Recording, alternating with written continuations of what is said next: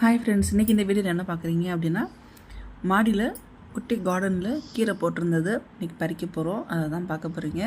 So அது வந்து 2 தொட்டியில் வந்து வெந்தயக்கீரை வந்து வச்சுருந்தேன். நல்லா முளைச்சி வந்திருக்கு பாருங்கள், சூப்பராக. ஸோ பறிக்கிற ஸ்டேஜ் வந்துருச்சு. 2 தொட்டியில் உள்ளதையுமே நான் வந்து பறிக்க போகிறேன். பறிச்சுட்டு திரும்ப அதில் வந்து வெந்தயம் வந்து போட்டு வைக்க போகிறேன். ஸோ இது வந்து நான் எப்போ போட்டேன் அப்படின்னா, தீபாவளி ஒரு 2 நாள் இருக்கையில் போட்டேன். ஸோ டேட் உங்களுக்கு எக்ஸாக்டாக சொல்லணும் அப்படின்னா, அக்டோபர் 18 2025. இன்றைக்கி டேட்டு பார்த்திங்க அப்படின்னா நவம்பர் 8 2025. இந்த தொட்டியில் வந்து பார்த்திங்கன்னா பாலக்கீரை போட்டிருக்கேன். 2 தொட்டியில் பாலக்கீரை. இது வந்து பார்த்திங்கன்னா நமக்கு அம்மன் பச்சரிசி வந்து தானாகவே முளைச்சி வருது. அதனால் நான் அதை வந்து பெருசாக வரட்டும் அப்படின்னு விட்டுருக்கேன். ஸோ கொத்தமல்லி 2 தொட்டியில் போட்டேன். ஒரு தொட்டியில் வந்து தண்ணி லீக்கே ஆக மாட்டேங்குது. அதனால் அதில் வரல. ஒரு தொட்டியில் மட்டும் கொத்தமல்லி வந்துக்கிட்டு இருக்குது. ஸோ எல்லாமே ஒரே டைமில் தான் நான் வந்து விதை போட்டேன்.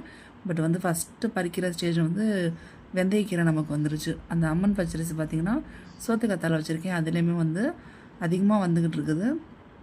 ஆல்ரெடி நான் வந்து கீரை பறித்து செஞ்சாச்சு. திரும்ப அது வந்து இன்னும் கொஞ்சம் சேரட்டும் அப்படின்னு வச்சுருக்கேன். என் குட்டி பையனும் சேர்ந்து வந்திருக்கான் மாடிக்கு.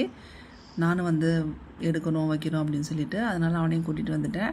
ஸோ கீரையை நான் தான் பறிக்க போகிறேன். குட்டி பையனை வச்சு விதை கொஞ்சம் போட வைக்க போகிறேன். ஏன்னா நாங்கள் வந்து இந்த கீரை விதையெல்லாம் போடும்போது பார்த்திங்க அப்படின்னா குட்டி பையன்கிட்ட கொடுத்து தான் எல்லாமே போட வச்சது. ஸோ எனக்கு அது ஒரு சென்டிமெண்ட். அதனால் குட்டி பையன்கிட்ட கொடுத்தே நான் வந்து விதை போட சொல்ல போகிறேன். நானும் கொஞ்சம் போட்டுருவேன், அவனையும் கொஞ்சம் போட சொல்லிடுவேன். ஸோ வந்து நான் எல்லாமே பறித்து முடிச்சுட்டு உங்கள்கிட்ட காட்டுறேன் பாருங்கள் எப்படி இருக்குது அப்படின்னு. ஒரு கட்டி கீரை நமக்கு வந்து தாராளமாகவே கிடச்சிருச்சு. உங்களுக்கு வந்து பார்த்திங்கன்னா டேஸ் கணக்கு நீங்களே பார்த்துக்கோங்க. நான் அக்டோபர் 18, நமக்கு வந்து நவம்பர் 8. ஸோ இந்த பக்கம் உங்களுக்கு ஒரு 8 நாள் இருக்குது. அந்த பக்கம் வந்து பார்த்திங்க அப்படின்னா ஒரு 12 நாள். ஸோ கிட்டத்தட்ட வந்து பார்த்திங்க அப்படின்னா ஒரு 20 நாளில் நான் வந்து கீரை வந்து பறிச்சிட்டேன். ஸோ நமக்கு வந்து சூப்பராக கீரை வந்து முளைச்சி வந்திருக்கு. குட்டி பையன் வந்து பாருங்கள் அவன் அழகாக போடுறான் அப்படின்னா அவனுக்கு சொல்லி கொடுத்தோம் இது மாதிரி போடணும் அப்படின்னு சொல்லிட்டு. ஏன்னா நம்ம குட்டி தொட்டியில் வைக்கிறதுனால நமக்கு வந்து இது மாதிரி போடுறது தான் உண்டு. வயலில் போடும்போது நீளமாக வந்து பாத்தி கட்டி அது மாதிரி வைப்பாங்க.